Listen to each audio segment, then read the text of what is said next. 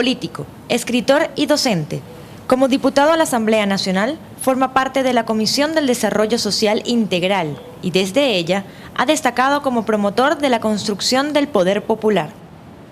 Hoy sobre el escenario está con nosotros Germán Eduardo Piñate Rodríguez. Hola Eduardo, ¿cómo estás? Bienvenido. Hola, Genio. Gracias. Pocos te conocen como Germán, ¿por qué? No, resulta que el Eduardo es un nombre así medio dinástico, ¿no? Mi abuelo se llamaba Eduardo, mi papá se llamaba Eduardo Antonio, y yo siempre fui Eduardito, ¿no? Para todos. Todavía hay gente que a mi edad me dice por ahí, mis hermanas mayores me dicen Eduardito, alguno que otro. Entonces me quedé Eduardo. Muy pocos, creo que una o dos personas me han llamado Germán en toda mi vida, digamos, cotidianamente, ¿no? De resto todo el mundo ha sido, para todos he sido Eduardo. Wow. Naces en San Fernando de Apure un 6 de septiembre de 1956. ¿Cómo fue ese nacimiento en esa época de dictadura? Sí, bueno, efectivamente estábamos en época de la dictadura de Marcos Pérez Jiménez. Sin embargo, bueno, no, yo nací, digamos, de manera normal en el Hospital Acosta Ortiz y bueno, de una familia, digamos, del amor de mi padre con mi madre en aquel momento. Y bueno, no, yo diría que normal en lo que fue ese periodo muy temprano de San Fernando. Me trajeron a vivir a Caracas y bueno, me crié aquí en la parroquia 23 de enero. Así es. Pero háblanos un poquito de tus padres, Eduardo Piñate y Otilia Rodríguez. ¿Quiénes eran? ¿A qué se dedicaban? Sí, bueno, mi papá era caraqueño de nacimiento. Él va a San Fernando de Apure a prestar el servicio militar y una vez que prestó el servicio militar se quedó allá, viviendo allá. Conoció a mi mamá, me tuvieron a mí, luego hizo otra familia. Tengo 5 hermanos de padre allá en Apure y quedó viviendo allá, trabajó durante mucho tiempo en el aeropuerto de Las Flecheras. Era un tipo, una persona muy, te repito, bohemia, trabajador, buen lector, melómano. Le gustaba mucho la música, digamos, caribeña, ¿no? Toda esa influencia que le venía de la vida aquí de joven, ¿no? Aquí en Caracas, en La Pastora y toda esa, lo que es hoy la parroquia Sucre. De modo que tuvimos una relación muy cercana siempre, ¿no? Pese a que no vivimos juntos, porque él vivía en San Fernando y yo vivía aquí en Caracas, tuvimos siempre una relación muy cercana, de mucha confianza entre él y yo. Te viniste desde muy joven con tu tía Dominga a vivir al 23 de enero, Ajá. Que es como tu segunda madre. Así es. ¿Cómo fue esa historia? ¿Por qué viniste a vivir a Caracas? No, me trajo mi padre a Caracas y nos quedamos aquí, me quedé aquí con mi mamá. Allí, bueno, Otilia, que no te he hablado de ella, una mujer muy trabajadora, muy del campo, hija de indio, ¿no? Mi abuelo es indígena, creo que Yaruro, ¿no?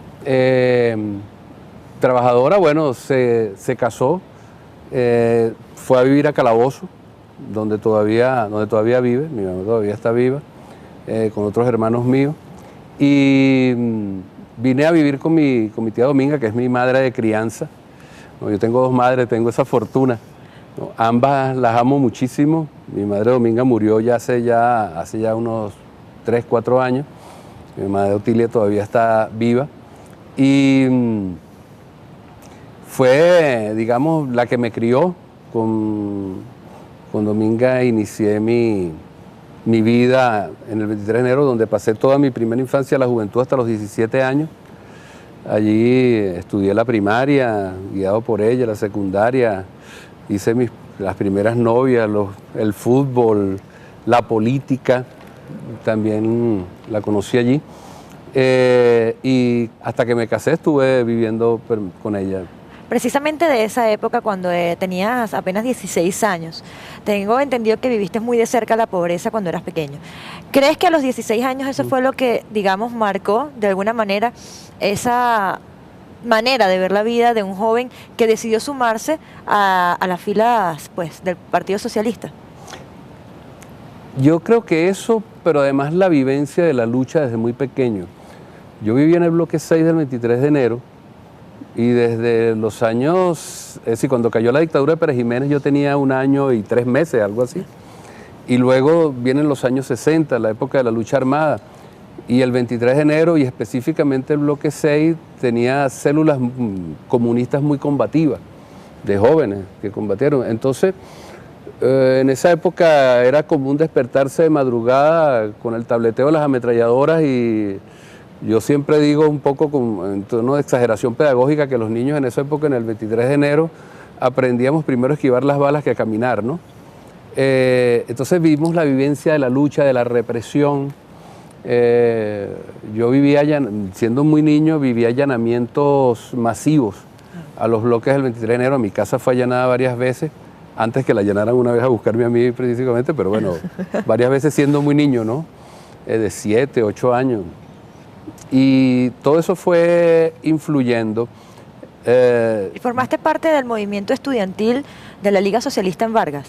Sí, yo me incorporo a la Liga Socialista allá en el estado Vargas. Yo, en lo que era lo que es hoy el estado Vargas. Yo me incorporé cuando yo era estudiante de cuarto año en el liceo Licenciado Aranda, en Maiquetía. Y cuando yo ingreso al liceo Licenciado Aranda, asesinan a un estudiante del liceo en una manifestación. E inmediatamente ya los estudiantes tomamos el liceo día y noche, mientras él estuvo en su agonía, tuvo como 3 días, y yo me incorporé allí. Y a partir de ahí conozco a los compañeros que conformaron ese primer núcleo de la Liga Socialista del movimiento estudiantil, al cual yo me incorporé. De esos compañeros que tuviste, ¿recuerdas alguno con el que conservaras alguna amistad importante? Incluso podríamos decir hasta el día de hoy, o algunos. El diputado Osvaldo Vera, digamos de los que están muy activos hoy en la vida política, ¿no? Desde esa época nos conocemos, entablamos una amistad muy grande que dura hasta el día de hoy. Justamente por esos años, exactamente, conociste a una persona bastante importante de la que vamos a hablar al regreso de la pausa, y más adelante venimos con Eduardo Piñate.